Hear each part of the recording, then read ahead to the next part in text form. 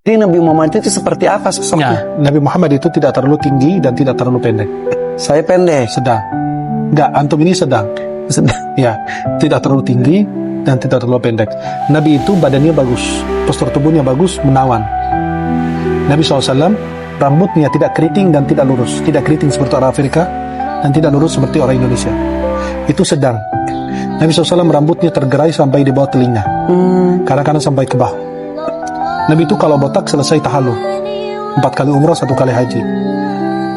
Dahinya Rasulullah lebar. Alis Nabi hitam melengkung seperti lingkaran hilal, tidak menyatu.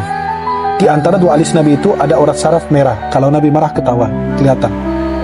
Hidung Nabi mancung dengan ujung kecil. Di atasnya terdapat cahaya. Sahabat yang menceritakan. Di atasnya ada cahaya gitu. Ya, enggak nampak kayak ada cahaya, terpancar cahaya.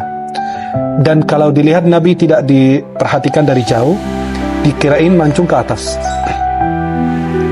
Nabi SAW pola matanya ini yang putih banget, yang hitam banget.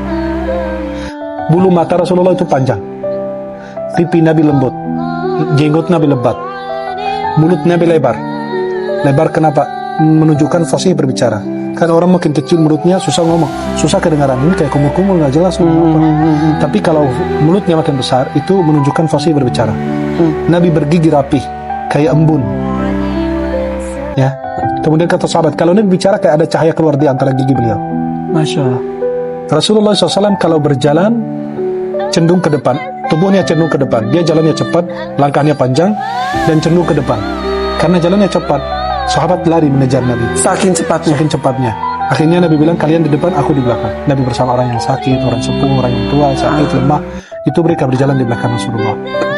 Kemudian Rasulullah SAW, kalau kita perhatikan beliau, dada sama perutnya rata. Dada sama perutnya rata. Itu menunjukkan Nabi itu olahragawan. Artinya beliau itu sedang berjalan. Kemudian Nabi menggunakan cincin dari perak. Ini kayak gini bentuknya, kayak gini. Ada 3 garis cincin Nabi. Ada Muhammad seperti ini, ada Rasul, ada Allah. Oh iya, ini juga ada Muhammad, Iya, Rasul, Allah. kurang lebih seperti ini. Cincin yang digunakan Rasulullah. Sedikit. Jelas? Maka cincin Rasulullah itu dari perak. Itu 3 baris. Muhammad, Rasul, Allah. Baris pertama Muhammad, baris kedua Rasul, baris ketiga Siapa yang Allah. bikin itu? Itu dibikin untuk Nabi SAW, bukan hanya cuma buat khusus cincin doang. Cincin Nabi SAW di sini. Oh gitu. Oh dibalik. Dibalik. Itu sunnahnya dari Nabi begini. Oke. Maka sebagian ulama pakainya begini. Di kelingking. Ya. Dan Nabi SAW itu dipakainya bukan cuma hanya buat sekedar cincin, tapi sekalian Cap, stempel. Maka kalau anto, Kak Irfan, lihat stempel Nabi itu persis kayak gini, kurang lebih. Berarti kebalik dong tulisannya, karena kalau di stempel itu kan harus menjadi kebalik. Enggak, nanti dia kan kebaca di Kak. Muhammad di bawah, Rasul, Allah. Karena stempelnya pas. Oke. Di kelingking juga, Ya.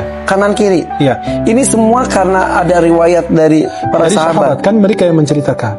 Nabi kalau duduk bersama orang, Nabi itu kalau secara akal atau pemikiran kita, logika, Nabi itu mereka lebih tinggi. Tapi kalau Nabi duduk lebih nampak. Itu sebagai mukjizat. Kenapa? Biar tidak ada yang lebih nampak dari Nabi.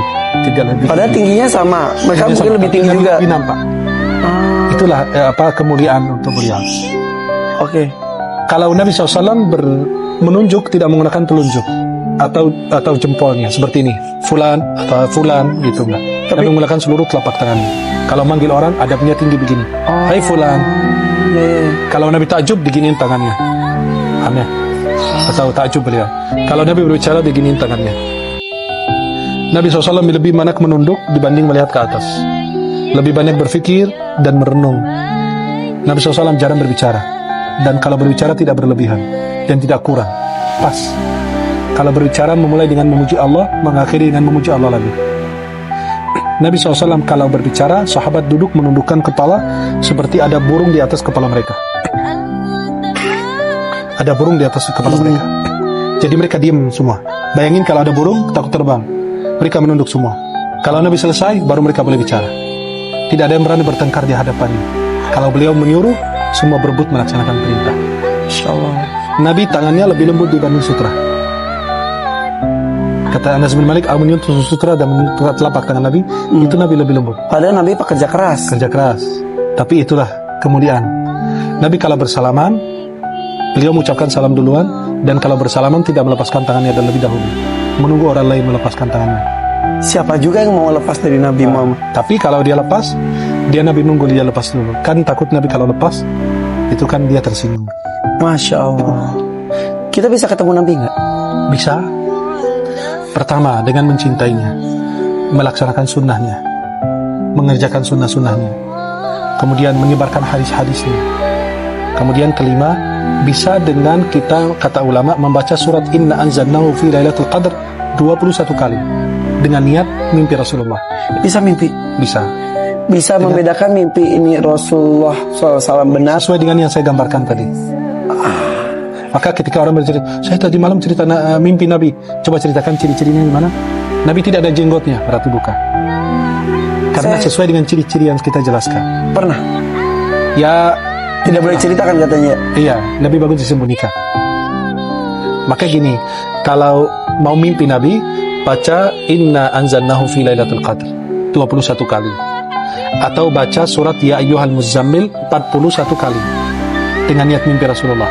Atau baca Inna a'tainakal kautsar 1000 kali malam Jumat dengan niat mimpi Rasulullah.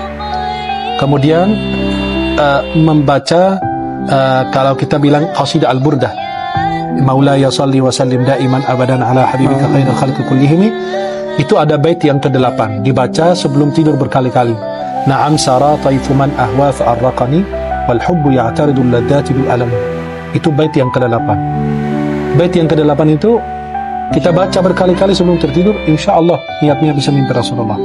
Saya akhiri dengan sebuah cerita kehidupan. Seorang murid datang ke gurunya. Dia mengatakan, wahai guru, aku mau mimpi Nabi. Kata gurunya, nanti aku menjamu kamu malam hari di rumah. Dimasakin makanan. Makanan itu asin semua. Kata gurunya, silakan makan dan tidak boleh minum sampai pagi. Dia makan, agar mimpi Nabi kan. Dia makan, makanan asin semua. Dia tidur. Akhirnya dia bangun. Dia datang ke gurunya. Gurunya nanya, udah lihat Nabi semalam nggak? Enggak. Terus lihat apa? Saya minum air doang. Mimpi air aja. Air laut, air sungai, air semua.